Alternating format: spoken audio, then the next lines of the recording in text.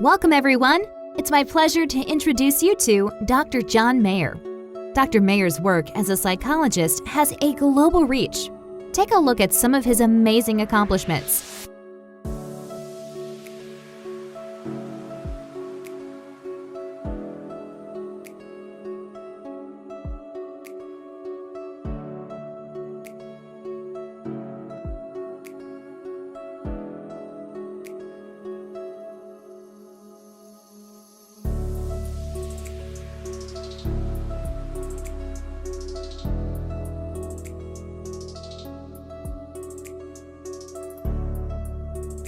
This is the go-to person when you have emotional problems. Someone to listen to and learn from. Now, here's Dr. Mayer. Thank you for that kind introduction. Now let me get started. Episode 4, Anxiety's a Bitch. The Fortress Against Anxiety, Inside Out. Welcome.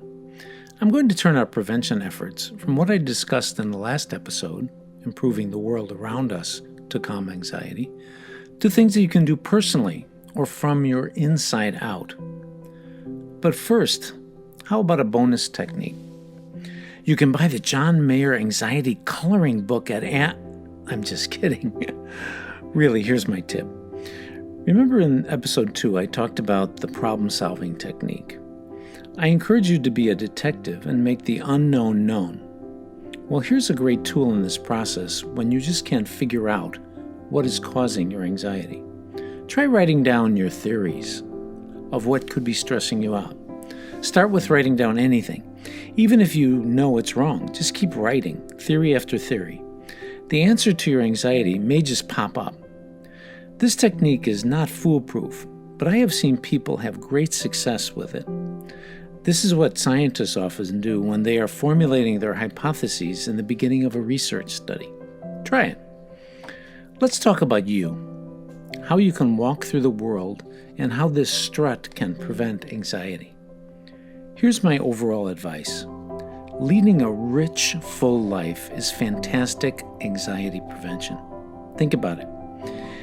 If stress or worry attacks you in one area of your life, let's say some financial pressure, by having a rich, full life with many engaging elements, you won't or even can't be overwhelmed by the anxiety of this particular stress. These other areas of your life will envelope this worry and take you away from obsessing about it. People who suffer the most from anxiety are those who lead isolated, monastic lives. Keeping the focus on within, please let me plead to you to take care of your body. I talked about exercise in episode 2. Let me repeat. Exercise is an invaluable tool in calming anxiety. More and more we are leading sedentary lives. In response, more and more we need to move our bodies daily. And as I tell people, you're not training for the Olympics, so just get in the habit of some form of movement. A brisk walk, yoga, close your bedroom door and just dance, bike, jumping jacks, play with your kids or dog or even your partner, whatever. Just be sure to get your heart rate up. Weight training is good because your mind is diverted while you futz around with equipment. Just put some vigor into it. Simply put, anxiety creates energy inside you, and that energy will grind inside you until you release it. I can explain the physiology behind this, but trust me, better yet, try it and see how good you feel. Along with our good friend exercise, another pal of ours should be good nutrition. Watch foods that will jack up your anxiety level. Oh, sorry for that sophisticated clinical word, jack up. There are some obvious ones that do this, like caffeine, sugary and fatty foods. But watch foods loaded with salt. They raise blood pressure. Processed foods, like luncheon meats, are little sneakers here. Always loaded with salt and preservatives. Be careful with energy drinks. These are just to name a few. Go ahead, Google this for a longer list. Another inside-out calming agent is sleep. I'm not going to discuss this at length here, but the next episode is all about sleep. and I have some great material for you. Let's talk next about how you present yourself to the world. And most importantly, how does this make you feel? Can it calm anxiety? You bet it can. Let me give you a couple of examples. A young man I helped was a typical looking, right out of college guy. Graduate of a top university.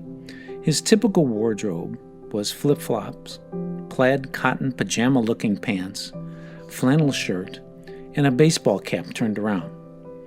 It took him some time to score a good executive track job in a field he targeted for his career. He came to me because this first career job was causing him great anxiety. He didn't feel he was valued at his company.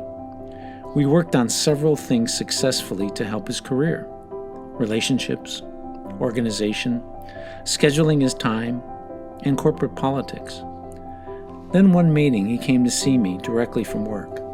He had those beloved flip-flops on, very dated jeans, and a short-sleeve blue button-down. We had a strong enough rapport that I felt free to laugh out loud, and then we proceeded to chat about a complete makeover from, yes, the bottom up. Feeling good about how he presented himself at work was the final straw, as it were, to calm his anxiety. Now, I'm sure it was the combination of all these techniques we talked about in sessions, but he is more confident, professional, his anxiety calmed, and his career is on an upswing. Another example is a woman I saw via telemedicine. She was absolutely burned out by the pandemic work-from-home isolation. Each time I would see her, she was disheveled, no makeup, bedhead. You get the picture. She gave mild resistance when I suggested that every day she put on makeup, do her hair, shower, and otherwise dress like she would if she was going live into the office. The transformation was amazing. She did as requested, and she instantly felt less anxiety and better able to cope with the pandemic isolation. She felt like the executive she was. Let me move on. Here's a technique that I use that people find extremely helpful to calm anxiety from the inside out: compartmentalization. I haven't met a human being yet that doesn't have many life roles they play. One of the biggest sources of anxiety in doing so is that we move from one role to the other without separation. So our roles meld into each other and we become overwhelmed with anxiety. The biggest sinner here is your work invading your personal life like a Viking raiding party. It is vital to learn how to separate yourself from work. This can be accomplished using both very practical changes and with mental adjustments. Here are some practical tips for compartmentalization. If you're working from home, please try and make your workspace separated from the rest of your living space. This doesn't have to be elaborate. I don't care if you live alone. Don't set up your work from home space on your kitchen table, for example. While you make your dinner, you'll be glancing over at the 16,000 emails marked urgent from the Rainn Wilson in the next cubicle. Another tip. Give Caesar to Caesar's. Oh, I suck at cliches and these old adages, but it doesn't stop me from trying. What I was trying to be cute and saying here is that be mindful of your work time spilling over into your home time and cut off your work day at a reasonable time. You've given enough of your blood for the day. Now stop. I don't care what you do or how self-important you and your boss think you all are. Taking calls, answering emails and texts in your home time is just setting the timer on a ticking time bomb of anxiety. Hey, that analogy kind of worked. A couple of examples may help. A mom, teacher, coach at a high school, loved all her roles individually, but was suffering burnout from being constantly pulled from all these roles as they converged on each other. What we worked on was for her to make better separation in these roles. We did this by several easy fixes. First, set limits on phone calls from her players. Second, during the non-school days, we limited the time she checked emails for school and coaching. Third, we set the priority of our family over her team's needs. Her anxiety was stuffed down dramatically. Here's another example. A mom working 14 days in retail. She would typically rush home to make dinner. Why her husband, who gets off of work 3 hours earlier, can't do this astounds me, but that's an issue for a couples therapist. I insisted on her taking her allotted breaks and lunch throughout her workday. One of the most helpful techniques she started was to stop for a coffee right after work and sit in silence to put closure on her workday and stop that frantic rush home. Jabba the Hutt can wait to have his pie hole filled. In summary, set up your life to make clear and consistent separations in your differing roles. Know something else that sets us up for anxiety? Expectations. I have personally found it very helpful to lower to the ground, on the down lower my expectations of people and life in general. Now, there's a difference between lowering your expectations and keeping your standards high. These are two very different things. You can have a high standard to set for people around you, but if you check your expectations at the door, you won't suffer big disappointments. Stop expecting people to live life and think like you.